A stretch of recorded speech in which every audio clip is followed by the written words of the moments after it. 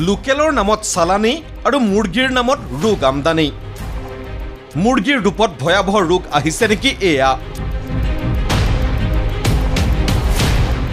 swine flu bird ফ্লুৱে সংহাৰী ৰূপ লাও কৰি থাকোঁতেই বঙাইগাঁৱত চাওক এই উদ্বেগজনক দৃশ্য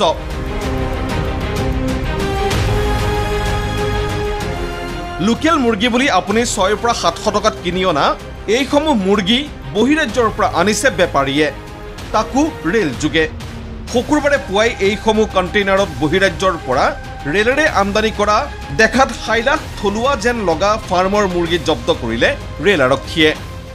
নিউ বঙাইগাঁও যি ৰেল আৰক্ষী আছে তেখেতসকলে জব্দ কৰিছে প্ৰায় ইয়াতে দেখিবলৈ পাইছে প্ৰায় 1 টন বহিৰাজ্যৰ পৰা আমদানি কৰা মুৰ্গী ইতিমধ্যে জব্দ কৰিছে আৰু ইতিমধ্যে যিসমূহ থলুৱা মুৰ্গী বুলি ইয়াত বজাৰত বিক্ৰী কৰা হয় অসমৰ বজাৰত সেইসমূহ মুৰ্গী ইয়াতে জব্দ কৰিছে জিআৰপি আমি দৃশ্য দেখুৱাইছো আৰক্ষী আছে অকণমান যদি দৃশ্য দেখুৱা আয়ুষ আছে মোৰ সৈতে দেখিবলৈ পাইছে প্ৰায় 50 টকৈ কেছত আৰু এই ধৰণে পান জপা দি পেলাই মুৰ্গীসমূহ কঢ়িয়াই লৈ আহিছিল পশুপালন আৰু পশু চিকিৎসা বিভাগৰ অজ্ঞাতে কোনে সৰবৰাহ কৰিছে এইসমূহ মুৰ্গী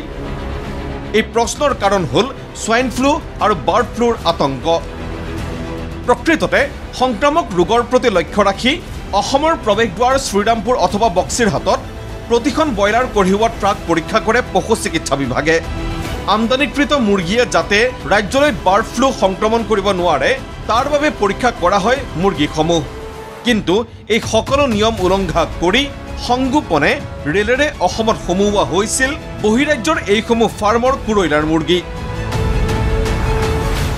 যিসমূহ বজাৰত বিক্ৰী হলহেঁতেন লোকেল মুৰ্গীৰ নাম আৰু দামত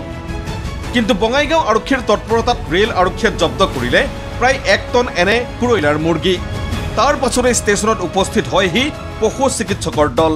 মুৰ্গীসমূহ অনাৰ ধৰণ আৰু পান জপাদি অনালৈ চাই সন্দেহ কৰিছে পশু চিকিৎসকে আমাৰ ৰেলৱেত মানে ষ্টাফে জনোৱা মতে যে সিহঁতেও গম নাপায় যে তাৰ পৰাই মৰা মুৰ্গী আনিছে নে ইয়াত মৰিছে সো এক্সাক্টলি আমি ক'ব নোৱাৰো কি কাৰণে মৰিছে তো সেইটো আমি এক্সামিনেশ্যন কৰাৰ পিছতহে আমি পিছতকে কি হয় ক'ব পাৰিম বাকচত প্ৰায় 20 টাকৈ মুৰ্গী আনিছে এক প্ৰকাৰ পান জপা দি পেলাই আনিছে হয় হয় সেইটো মই কৈছো মই আপোনাক ক'লোৱে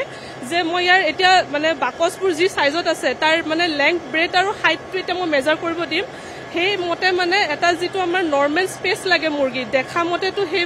ফলো কৰা নাই সো হেবোৰ আমি গুটেইখিনি চাই লৈহে ক'ব পাৰিম যে কি কাৰণে মৰিছে মানে কোন আছে এইদৰে মুৰ্গীৰ অবৈধ সৰবৰাহত কেইটামান সহজ টকাৰ খকত ৰাজ্যৰ সমগ্ৰ মুৰ্গীৰ বজাৰখনকেই অনিশ্চয়তাৰ দিশলৈ ঠেলি দিব খোজাসকলক চিনাক্ত কৰিব পাৰিবনে প্ৰশাসনে বঙাইগাঁৱৰ পৰা ভিডিঅ' জাৰ্নেলিষ্ট আয়ুষ ৰায়ৰ সৈতে কুৰেন্দ্ৰ শইকীয়াৰ ৰিপৰ্ট ND24